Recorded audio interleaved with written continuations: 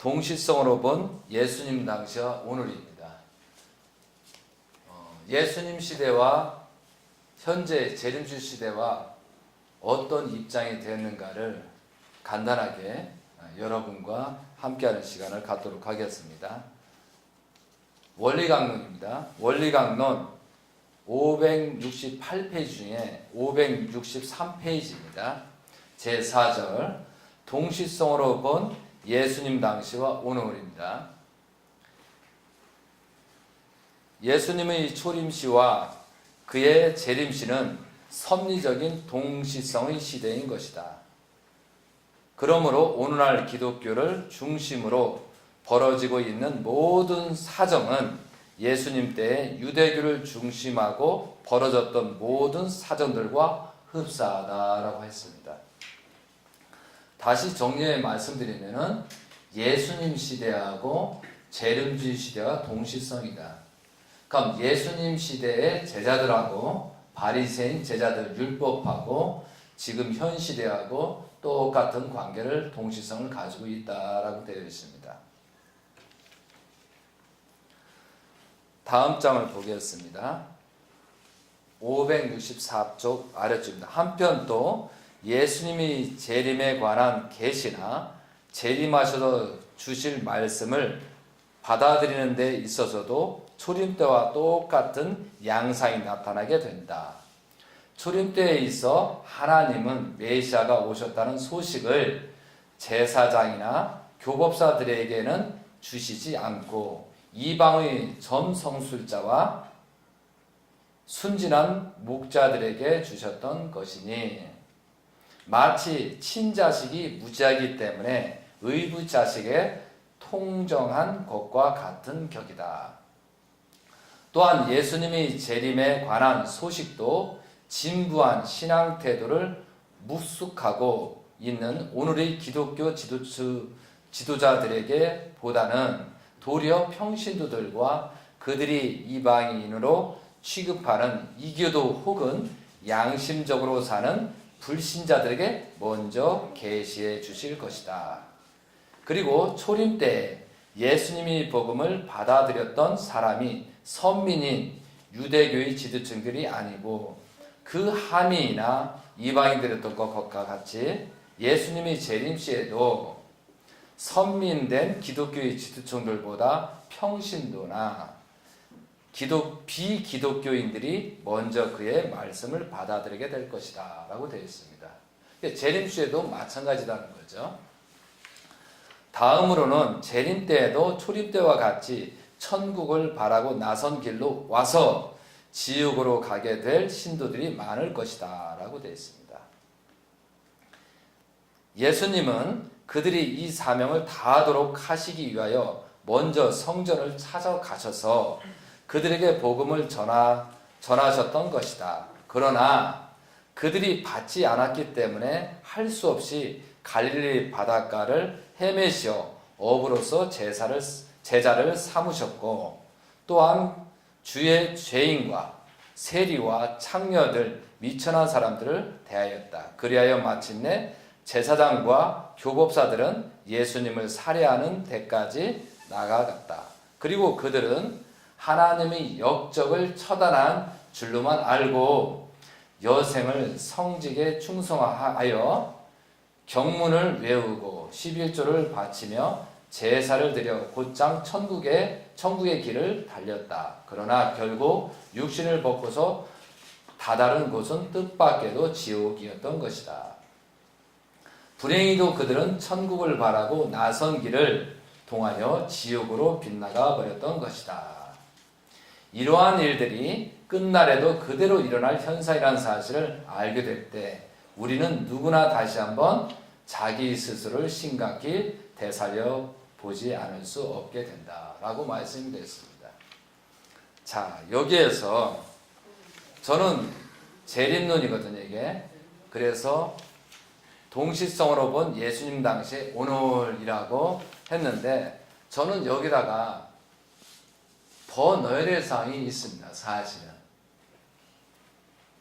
예수님을 처음에 탄생이 되셨잖아요. 그런데 마리아가 영적인 역사를 받고 사가랴도 영적인 걸 받고 엘리사벳도 받았어요. 실제. 그래서 어떤 일이 벌어지냐면은 사가랴가 제사장이잖아요. 그리고 엘리사벳이 부인입니다. 그런데 그 1년에 한 번씩이든 그 성소하고 그 거룩한 곳에 한 번씩 가게 됩니다. 지성소죠. 그래서 이제 그 제사장들이 제비를 뽑고 한 명이 들어갑니다. 그런데 여기 성경상에는 사가랴는 의인이었다라고 나옵니다. 그만큼 좀 대단했다는 거죠. 그리고 거기에 예수님을 세례 요한을 날 수 있는 그런 의인이었다는 거예요. 이게 중요한 거예요. 그래서 그 성소, 지성소에 들어가는데 1년에 한 번 속죄하러 들어가는 거거든요. 그런데 대부분이 그동안에는 그 안에 들어간 사람이 거기서 죽어 나옵니다. 그러니까 하나님 땅이라고 하는 거예요. 그 지성소가. 근데 그 땅을 죄인이 들어가게 되면 죽습니다. 바로. 그래서 많은 사람이 이제 그동안에 죽은 거예요. 실제. 그러니까 제사장, 그래서 아무도 들어갈 사람이 없잖아요. 그래서 제비뽑기를 하는 겁니다. 제비뽑기를 해서 들어가는데 하도 사람이 많이 죽으니까 꺼내는 사람도 죽어요. 들어가기만 하면 죽습니다. 그렇기 때문에 항상 그 들어가는 사람을 끈을 묶습니다. 이렇게. 끈을 묶어서 줄 길게 합니다. 그래가지고 그 안에서 얘를 올리고 한 서너 시간이 지나잖아요. 그럼 아 죽었겠구나 하고 잡아 당겨서 끌어냅니다. 그때 당시에 그런 여러 가지 현상이 생겼다는 거죠. 그런데 사가랴는 살아서 나온 거예요. 이해되죠? 굉장히 의인입니다. 그러니까 그동안에 많은 사람이 어떻게 죽었는지 성경에 많은 사람이 죽었다고 써있는데 사가랴는 걸어서 나온 겁니다. 그때 계시를 받은 것이 세례 요한이 잉태한다라고 하는 거예요. 그런데 그 말을 믿지 않습니다. 그 말을 믿지 않고 있었던 거예요. 그것을 엘리사벳한테 얘기했지만 엘리사벳도 믿지 않은 거예요. 그러나 임신이 된 겁니다. 임신이 돼가지고 잉태한 다음에 8일 만에 할례를 합니다. 그리고 나서 사가랴가 벙어리가 풀렸다라고 성경이 그렇게 써 있어요. 그러면 사가랴는 세례 요한이 나오기 전까지 믿었다 안 믿었다? 그 전에 믿었더라 하면은 분명히 벙어리가 풀렸을 거예요. 그러니까 세례 요한이 나온 다음에 벙어리가 풀렸다. 그때까지 믿지를 못했다는 거예요. 이해되시죠? 그래서 벙어리라는 말을 상징적으로 성경에 써있다 이거죠. 그럼 성경을 보면은 마리아가 엘리사벳의 6개월이 됩니다. 세례 요한 임신에 6개월이 된 다음에 마리아를 통해서 사자가 나타나서 성령이 역사한다고 하는 내용이 나옵니다. 그래서 그 사자가 하나님의 여호수아를 대신해 말씀하죠. 너희 몸에 예수 하나님의 아들이 잉태한다라고 하니까 마리아가 그럽니다. 아니 내가 남자를 가까이 하지 않았는데 어떻게 임신이 됩니까? 라고 합니다. 그래도 너는 임신이 된다니까 라고 설득하면서 저기 마을에 사가랴의 부인 엘리사벳도 지금 임신이 돼서 6개월이 되었다라고 얘기를 하는 겁니다.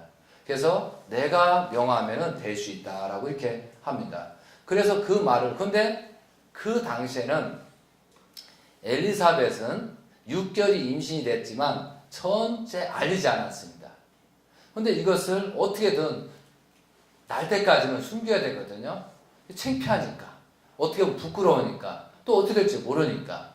그런 사이요. 그리고 또 한 가지는 엘리사벳 사가랴 나이가 많기 때문에 임신이 됐다면 엄청난 그 소문이 날까봐 숨겼다라고 되어 있어요.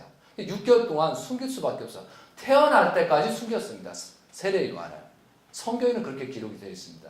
그런데 이제 세례 요한이 6개월 됐을 때 임신을 했을 때 그때 이제 엘리사벳 계시를 받은 거예요. 계시를 받아가지고 1장 39절입니다. 이때 마리아가 일어나 사자한테 계시를 받고 나서 이때 마리아가 일어나 빨리 산골로 가서 유대 한 동네에 이르러 사가랴의 집에 들어가 엘리사벳에게 문안하니, 그러니까 엘리사벳에 가서 마리아가 문안을 했습니다. 문안하니 엘리사벳이 마리아가 문안함을 들음에 아이가 복중에 뛰는도다. 엘리사벳이 마리아가 문안함을 들음에, 들어줌에 복중에서 뛰는도다. 이렇게 되어 있거든요. 그러면 천진 참 부모님께서 사가랴를 통해서 예수님의 씨가 나왔다. 예수님 탄생했다. 그렇게 결론을 짓고 보면은 이 얘기는 뭐냐면 마리아가 그런 성령의 역사였어요. 그 성령의 역사는 엘리사벳에 가가지고 사가랴하고 동침을 해서 하나님의 아들 낳아야 된다고 그렇게 계시를 받았습니다. 라고 전달했다는 거예요. 그럼 엘리사벳도 성령의 역사에서 아 그렇구나.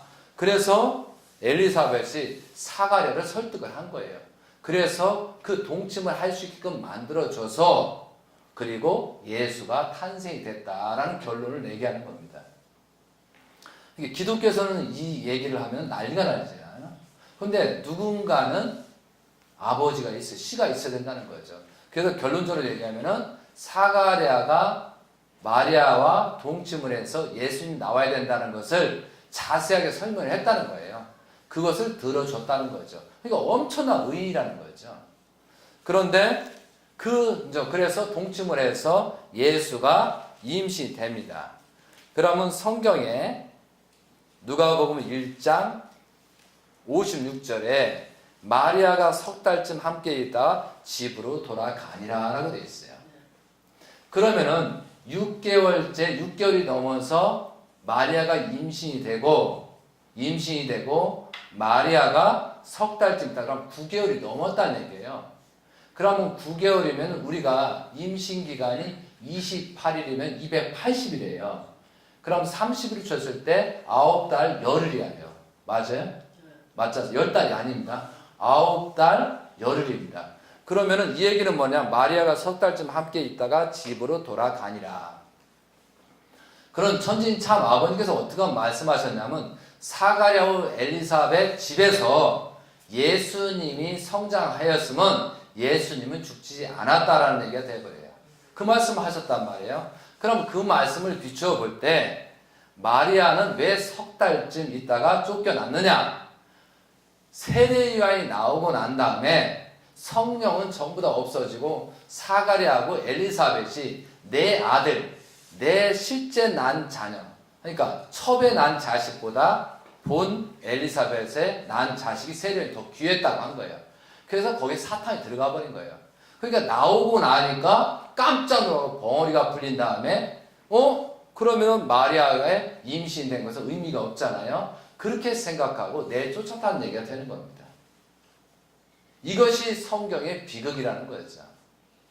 그렇기 때문에 아버님께서 말씀하셔서 사가랴 가정에서 예수님이 성장을 했으면은 어떤 일이 벌어져요? 결코 예수님이 십자가의 길을 가지 않았다는 거죠.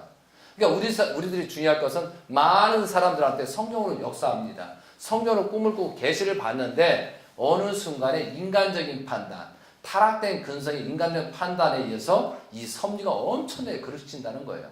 그래서 특히 이제 우리 꿈 잘 꾸는 사람들은 조심해야 되는 거예요. 그때 계시를 분명히 받았다면 그렇게 해야 됩니다. 아시겠어요? 그런데 여기서 사가랴, 마리아, 또한 엘리사벳도 전부 다 섭리적으로 실패했다, 안 했다, 실패했다 이거죠. 그런데 마리아가 쫓겨나니까 갈 데가 뭐냐면 요셉입니다. 요셉은 기혼자였다라고 되어 있어요. 그런데 어떻게 저는 저 미스테리가 뭐냐면 왜 요셉이 기혼자였는가라고 생각을 하거든요. 그런데 하늘이 이런 일이 생길까봐 준비한 것이 기혼자 같아요. 예를 들어서 요셉이 총각이고 결혼하신 사람이 아니었다면 마리아를 받아들일 수 있는 입장이 아니라고 보거든요. 그런데 혹시라도 이런 문제가 생기기 때문에 요셉을 기혼자로 남겨서 마리아를 받아들일 수 있는 입장까지 만들었다는 거죠. 이것이 어떻게 보면 하나님의 혹시라도 잘못될 경우 예정을 준비하신 것이 요셉이라는 것이죠. 그런데 요셉의 꿈에 나타나서 막 계시가 내리니까 처음에는 그죠? 하나님의 그 성령의 말을 듣고 호적을 하고 전부 다 낳는 것을 열심히 하잖아요. 그런데 어느 순간에는 요셉 또한도 문제가 있었다 이거지. 왜? 요셉의 자녀들이 또 생겼잖아요. 그러면 천사장의 입장에서 절대 요셉과 마리아는 임신을 하지 않고 후손을 남기지 말아야 되거든요. 그럼 남기지 않았을 때는 그래도 예수를 사랑할 수 있는 기준이 생기는데 또 요셉 또한도 자기의 정자 씨를 만난 혈통이 남겼기 때문에 예수를 부정하고 내칠 수밖에 없는 거예요. 왜? 친자가 남았기 때문에. 그러니까 두 번째, 사가랴에서 친자에 대한 그런 버림을 받았고요. 또 한 가지는 요셉을 또한 친자에 대한 버림을 두 번을 받은 거예요. 자, 그런 상태에서 하나는 준비해서 세례 요한을 광야에서 석정모, 만나 그런 걸 먹으면서 엄청난 정성을 드립니다. 그러면서 그 세례 요한을 보면서 많은 사람들이 당신이 의인이고 선지자고 혹시 우리가 기다리는 당신이 아니냐고 그 정도까지 막 많은 사람이 놀라고. 왜냐하면 이적과 기사를 계속 내니까요. 또 세례 주는 것도 엄청난 역사가 되니까. 그렇지만 결국은 30세에 예수님이 나타났지만 그 부정한 길로 가더라 이거죠. 예수님을 증거를 했지만 또 인간적인 판단으로 돌아가고 맙니다. 그런데 거기에 세례 요한도 엄청난 책임이 있어요. 그러나 나는 더 책임이 나는 것이 사가랴하고 엘리사벳이라는 사실이에요. 분명히 사가랴하고 엘리사벳이 세례 요한을 교육을 시켰어야 돼요. 너는 선지자다. 예수님 오기 전에 하나님의 아들이 오기 전에 선지자라는 교육을 시켰을까요? 안 시켰다는 결론이 생기는 거예요. 성경에 그런 내용이 없잖아요. 왜? 자기 자식이 중요해서 예수를 내쳤으니까. 그런데 내친 상태에서 예수님이 하나님의 아들이라 교육을 시켰다는 것은 말도 안 되게 된다 이거죠. 그러므로 그 교육이 세례 요한을 철저하게 교육을 시켜야 될 것이 사가랴하고 엘리사벳이었는데 그것을 하지 않았다 이거죠. 거기서부터 비극이 시작되는 거예요. 그러니까 세례 요한을 보고 많은 사람이 당신이 의인이고 선지자고 하나님의 아들이냐고 그럴 정도로 하는데 세례 요한이 나는 예수를 부정하는 꼴이 돼버리니까 많은 사람이 따를 수 없는 거예요. 거기에 시발점이에요. 그리고 많은 영통인들이 계시를 받았어요. 제사장 바리새인. 그렇지만 또 인간적인 마음으로 갔다 이거죠. 자, 여기까지는 여러분이 이렇게 진단할 수 있잖아요. 근데 더 중요한 사실은 여기도 원리강론에 나타나지만 바리새인 제사장들을 세례 요한이 따르지 않음으로 말미암아 어디로 갔다? 이 광야로 가가지고 갈릴리 그런 데 가서 누구래요?